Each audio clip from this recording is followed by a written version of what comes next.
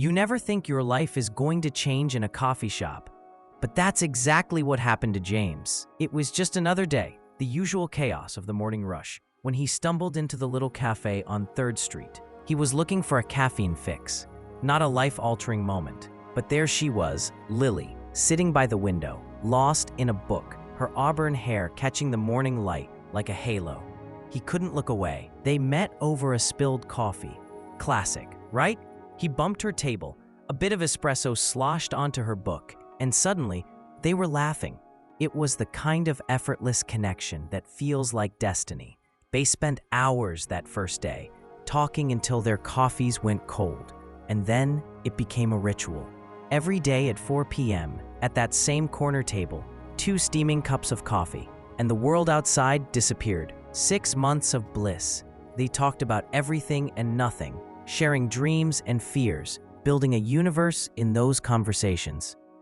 James was sure he had found his forever. But then, life threw a curveball. Lily got the call. Her mother was gravely ill, halfway around the world. She had to leave. The goodbye was hurried, full of promises. "Wait for me at our table. I'll come back," she whispered, eyes shimmering with unshed tears. He held her close, believing with all his heart that she'd walk back through that door, that it was just a matter of time. Days turned into weeks. Weeks stretched into months. Each day, James would arrive at the cafe, hope clinging to him like a second skin.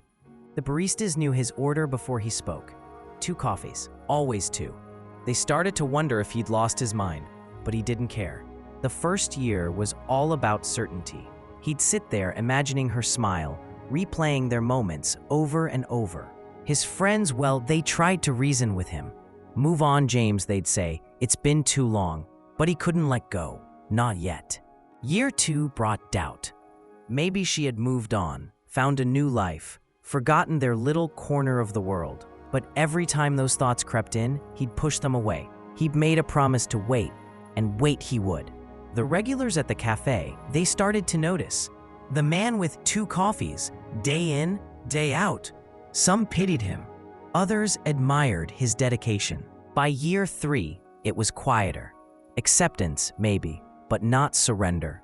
James had settled into a rhythm, a quiet resolve. He befriended one of the baristas, Emma, who always had a smile for him, a kind word. She'd sit with him sometimes, sharing stories, filling the silence Lily had left behind. But even Emma, with her gentle encouragement, couldn't sway him. Then came day 1096. It was an ordinary day, or so it seemed. James was at his usual spot, 2 coffees cooling on the table, his heart still stubbornly hopeful. The door chimed, and he looked up out of habit. But this time, he froze. It was Lily. She looked different, a bit thinner, her eyes carrying stories of struggles untold. But it was her. She was back. James stood, disbelief and joy warring on his face. She rushed to him, tears spilling over, and they embraced as if their very lives depended on it. In a hushed voice, she explained. There had been an accident, a car crash just days after she'd arrived overseas. 2 years in a coma, fighting battles in her sleep.